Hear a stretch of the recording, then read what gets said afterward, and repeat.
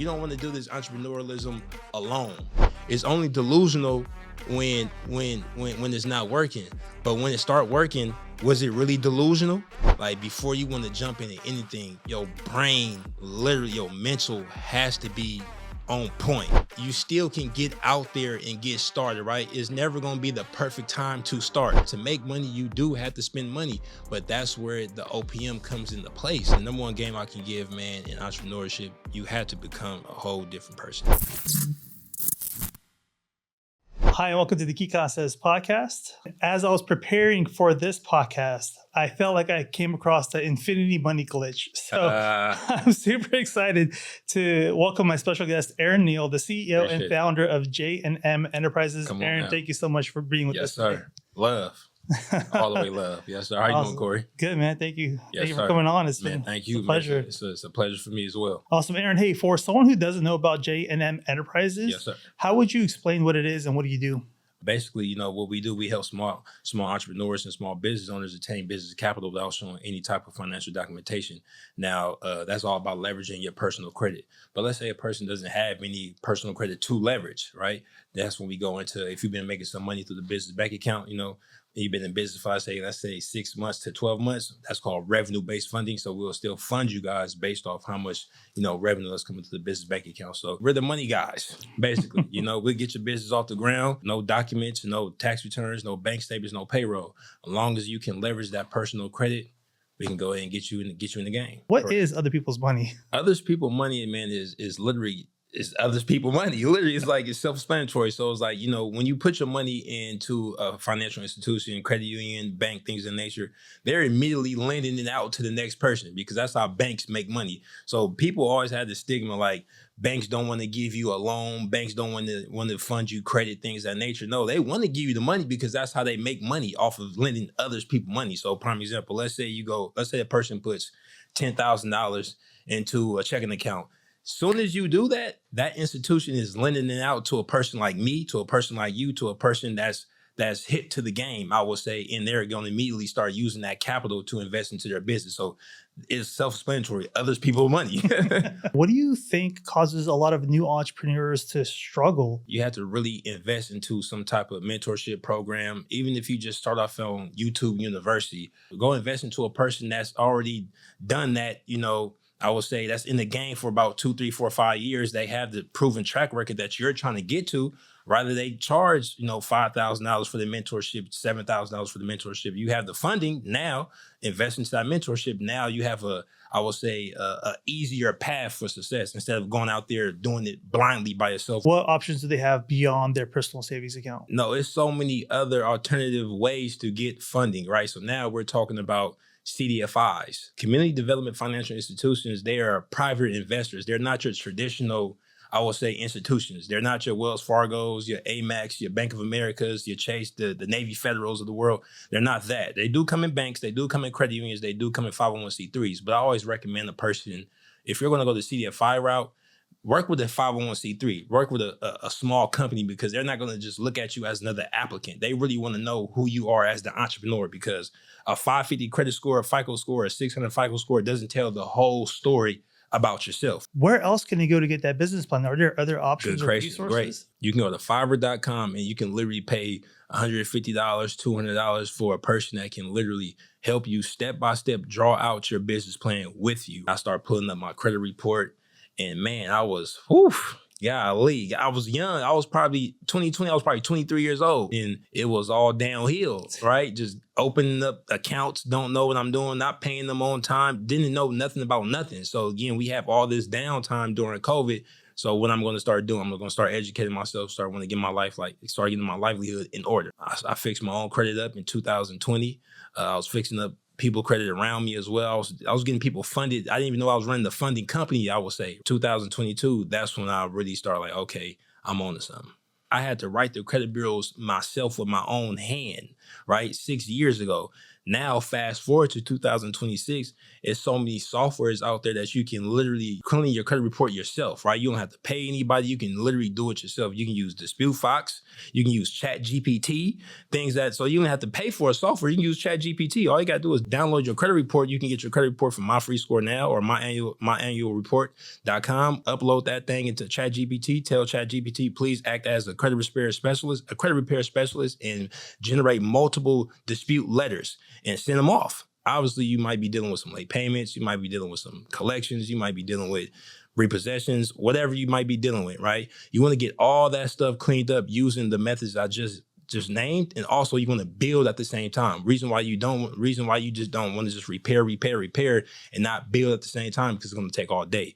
You want to clean and build. So when I say build, is you want to add positive accounts, right? You want to add the credit strongs. Also, you want to start going to these financial institutions and start applying for some, I would say, some secure loans and things of that nature, right? Some secure products to build that internal score with that institution, right? You can do the Tomo boost, things of that nature. All these accounts will start helping you, right? Literally start helping you to build your credit report so you can get where you need to go. What is credit card stack? When I say credit card stack, it's a real strategic thing. We don't just apply.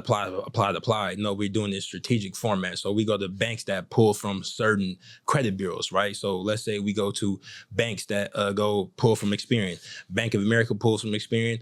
Amex, they pull from Experian. And Chase, they pull from Experian as well. So just on that bureau alone, we will go to those 3 institutions and go apply for business credit cards. Not only just apply for business credit cards, we want to go to institutions that lets you apply for multiple business credit cards on one credit pool. What's the difference from a hard pull and a soft pull? Soft pull, you're not going to lose any points. They're just going to soft pull you. Any lenders that you go for, they won't see the funding that you just got from them on that credit pool.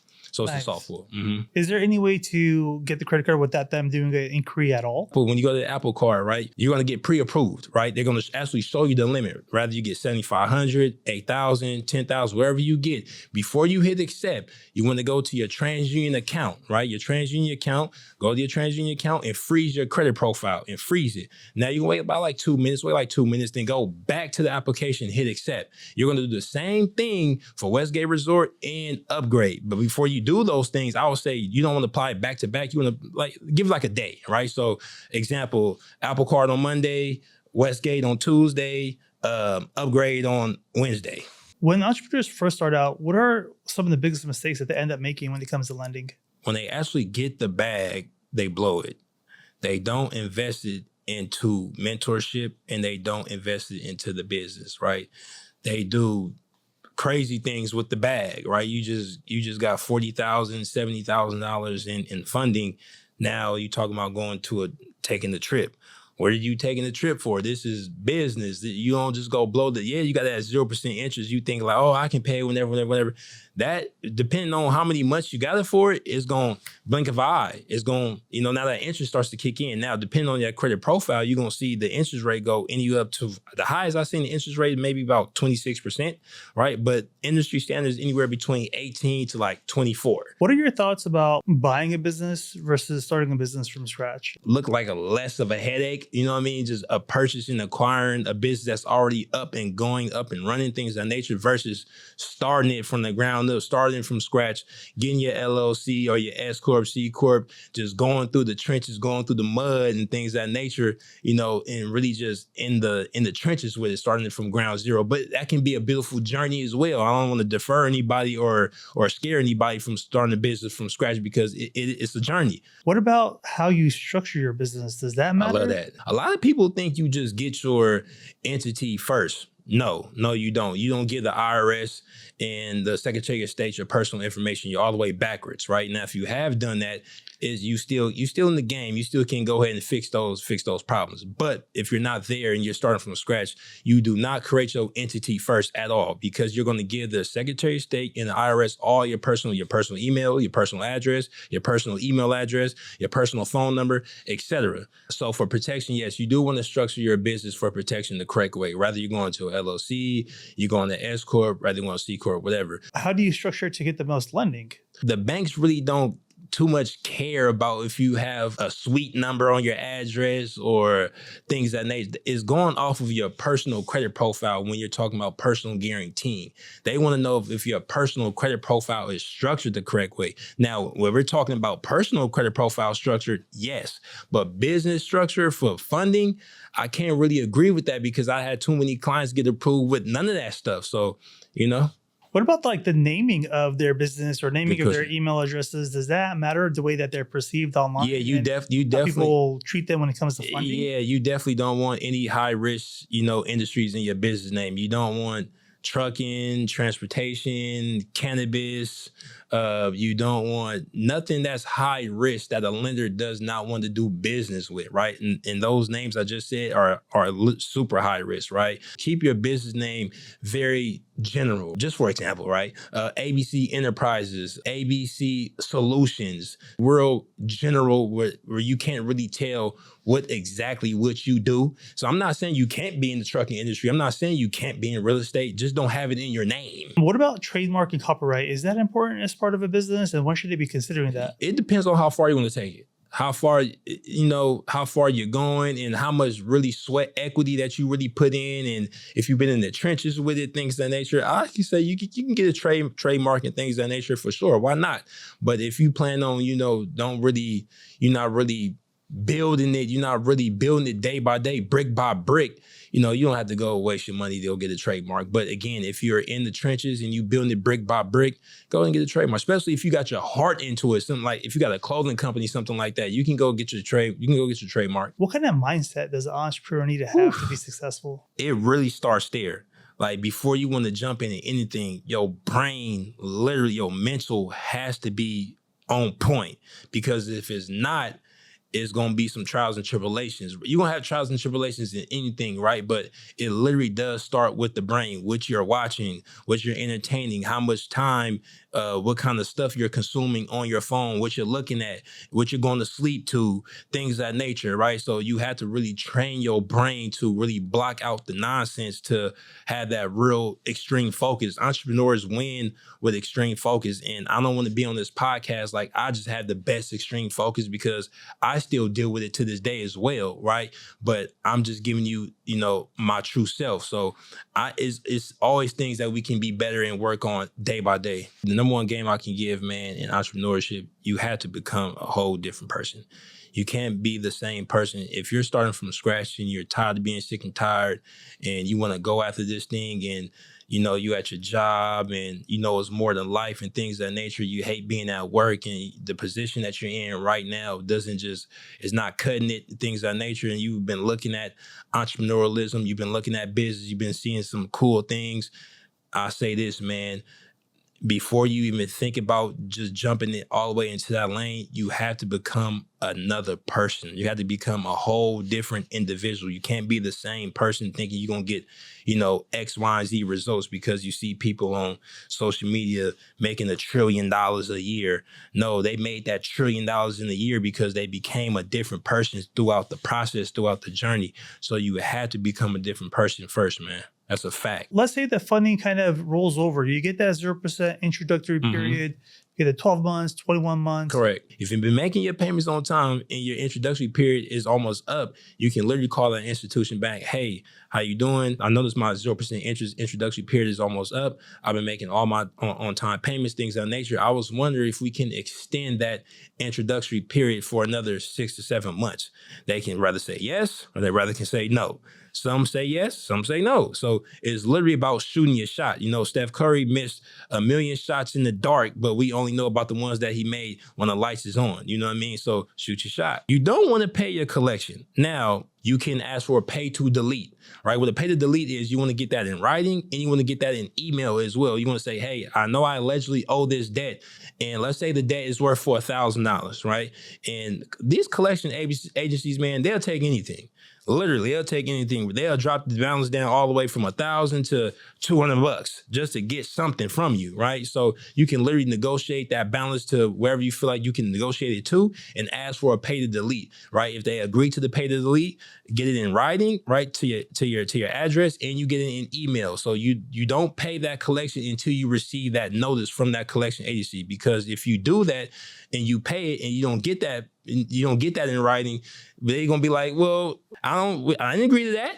You know what I mean? Yeah. For people that are committed and are ready to start it, where can people reach out to you to find out more? How can they connect? Yes, follow sir. you on your socials Yes, sir. and get in touch? Yeah. So my Instagram, all my socials, right? YouTube, TikTok, Instagram, Facebook as well is sharethe_game_E. You guys can come to my webinar. I have free webinars as well every Thursday, right? 5 p.m. Pacific Standard Time, right? You can go to my website, businessfundingmastery.net, and you guys can go ahead and get your ticket there, and I'll see you in class. Well, we'll get it on the screen for the video viewers. We'll get it in the description below. And people that Yes, are sir. listening on the audio version, just click into the description to find those Yes, links sir. to get back to J&M Enterprises. They'll get you right there. pretty Yes, sir. quickly. Most Awesome. definitely. Well, Erron, we have a section where the last guest leaves a question for the next guest. And the question that I have for you is, what is the best advice you would give someone else in business? Wherever you was at, yesterday or a week ago or a month ago or even a year ago, don't turn around, because where you going to go back to? Where you going to go back to? You didn't come this far just to come this far. So why not just keep on striving, keep on pushing, man? Like, you got to keep on swinging the bat. You literally have to be Barry Bonds, Babe Ruth out here. You got to, rather you striking out 1,000,000 times, that one hit can change everything. That one home run, that one grand slam can put you in the game for a lifetime. So don't turn around. Just keep going. Just keep forward. And because again, man, this road can be lonely. Entrepreneurialism can be lonely. It can be, it's going to take a lot of sacrifice. A lot of people going to look at you weird. A lot of people going to, say that you're acting funny or you don't come around no more, things of that nature. But you just have to know that you're in the building stage. And also, my number one thing as well, the reason why I'm here on this podcast is because of God. Period, point blank. I know I'm kind of getting winded, but the number one reason why I'm here on this podcast is because I have extreme faith in the man up above. So that's the only reason why I'm here is God. So I just want to get that out, nip that in the bud completely, is because of God. What's the story behind it? Is there a short version about your testimony? When you have been through trials and tribulations, ups and downs, life and death situations, things of that nature, and you have made it out all those hula hoops, made it out all those trials and tribulations, it can only be a higher source doing that. Like, I can't be crazy. And I'm not too much of a religious person. I'm more spiritual, right? And whatever you believe is what you believe in. Whatever religion is, wherever your religion is. But that higher power is definitely working at all times. Rather, you might not see it, but it's happening, right? It's literally happening day by day. And when you're on your entrepreneurialism journey as well, you might be thinking to yourself, it's not working.